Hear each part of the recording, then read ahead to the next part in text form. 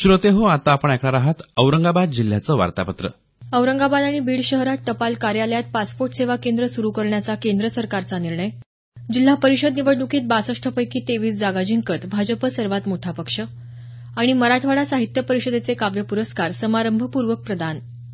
या आणि इतर घडामोडींविषयी ही माहिती. औरंगाबाद आणि बीडसह राज्यातल्या 8 शहरात टपाल कार्यालयात पासपोर्ट सेवा केंद्र सुरू करण्याची घोषणा परराष्ट्र व्यवहार मंत्रालयानं केली आहे. टपाल खात्याच्या सहकार्यानं राबवल्या जाणाऱ्या या सुविधेत मराठवाड्यातून औरंगाबाद आणि बीड या 2 शहरांचा समावेश करण्यात आला आहे. या निर्णयाचं समाजाच्या सर्वच स्तरातून स्वागत होत आहे. औरंगाबाद इथं पोलीस आयुक्त कार्यालयाच्या नियोजित प्रशासकीय इमारतीचं तसंच पोलीस अधिकारी कर्मचाऱ्यांच्या नियोजित निवासस्थानांचं भूमिपूजन मुख्यमंत्री देवेंद्र फडणवीस यांच्या हस्ते झालं. सेवानिवृत्तीनंतर पोलिसांना स्वतःचं हक्काचं घर देण्याचा राज्य सरकारचा प्रयत्न असल्याचं मुख्यमंत्री यावेळी म्हणाले. महाराष्ट्र केसरी विजय चौधरी यांना पोलीस दलात सामावून घेण्यासंदर्भात तांत्रिक अडचणीमुळे विलंब झाला.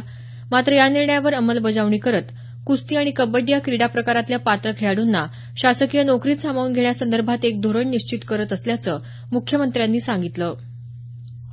औरंगाबाद जिल्हा परिषदेच्या निवडणुकीत 62 पैकी 23 जागा जिंकत भाजप सर्वात मोठा पक्ष ठरला आहे.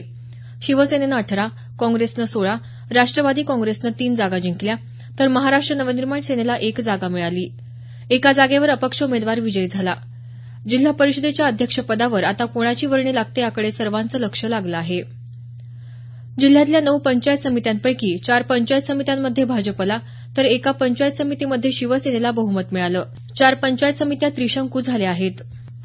औरंगाबाद विभाग शिक्षक मतदारसंघात राष्ट्रवादी काँग्रेस आणि काँग्रेस आघाडीचे उमेदवार विक्रम काळे 11,553 मतांनी विजयी झाले. त्यांनी भारतीय जनता पक्षाचे उमेदवार सतीश पत्की यांचा पराभव केला. काळे या मतदारसंघात सलग तिसऱ्यांदा निवडून आले आहेत. या निवडणुकीत 20 पैकी 17 उमेदवारांची अनामत रक्कम जप्त झाली आहे. कृषी विभाग आणि राज्य बियाणे उत्पादक संघटना सियामच्या वतीनं औरंगाबाद इथं पीक प्रात्यक्षिक आणि शेतकरी मेळावा घेण्यात आला. कृषी फलोत्पादन आणि विपणन राज्यमंत्री सदाभाऊ खोत यांच्या हस्ते या मेळाव्याचं उद्घाटन झालं. बियाणे उत्पादक कंपन्यांनी हवामान बदलाचा अंदाज घेऊन दर्जेदार बियाणे उत्पादन करावं असं आवाहन त्यांनी यावेळी केलं. या पीक प्रात्यक्षिक आणि शेतकरी मेळाव्यात 21 कंपन्यांनी सहभाग नोंदवला होता. औरंगाबाद इथल्या सरस्वती भुवन शिक्षण संस्थेच्या शारदा मंदिर प्रशालेच्या शताब्दीपूर्ती सोहळा लोकसभा अध्यक्षा सुमित्रा महाजन यांच्या प्रमुख उपस्थितीत साजरा करण्यात आला.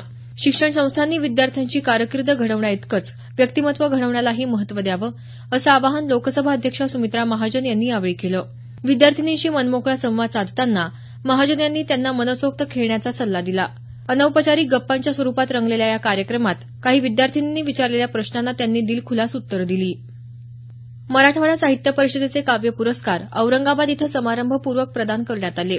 कविवर्य कुसुमाग्रज काव्य पुरस्कार ज्येष्ठ कवी सतीश काळसेकर यांना तर कवयित्री लीला धनपलवार पुरस्कार कवयित्री कविता महाजन यांना ज्येष्ठ समीक्षक डॉ चंद्रकांत पाटील यांच्या हस्ते प्रदान करण्यात आले. 11,000 रुपये रोख, सन्मानपत्र आणि स्मृतिचिन्ह असं या पुरस्काराचं स्वरूप आहे. कविवर्य कुसुमाग्रज यांची जयंती मराठी राजभाषा दिन सर्वत्र मोठ्या उत्साहात साजरा करण्यात आला. माहिती आणि जनसंपर्क विभागानं भरवलेल्या कविवर्य कुसुमाग्रज यांच्या ग्रंथ प्रदर्शनाला वाचकांचा प्रतिसाद लाभला. अखिल भारतीय तंत्रशिक्षण परिषदेनं औरंगाबाद इथल्या जवाहरलाल नेहरू अभियांत्रिकी महाविद्यालयाची मान्यता आगामी शैक्षणिक वर्षापासून रद्द करण्याचा निर्णय घेतला आहे. या संदर्भातलं पत्र परिषदेनं मुंबई उच्च न्यायालयाच्या औरंगाबाद खंडपीठात दाखल केलं आहे. सर्वोच्च न्यायालयाच्या निर्णयानंतरही कर्मचाऱ्यांना 6वा वेतन आयोग लागू न केल्यानं हा निर्णय घेतल्याचं परिषदेकडून सांगण्यात आलं आहे. यावर न्यायालयानं संबंधित संस्था आणि याचिकाकर्त्यांनी एकत्र बसून तोडगा काढण्याचे निर्देश दिले आहेत. छत्रपती शिवाजी महाराज यांची 368वी जयंती जिल्ह्यात उत्साहात साजरी झाली. यानिमित्त व्याख्यानं, पोवाडे गायनासह विविध कार्यक्रमांचं आयोजन करण्यात आलं होतं. आताच आपण औरंगाबाद जिल्ह्याचं वार्तापत्र ऐकलं. जिल्हा वार्तापत्राचा हा कार्यक्रम आकाशवाणी औरंगाबाद केंद्राच्या प्रादेशिक वृत्त विभागानं सादर केला.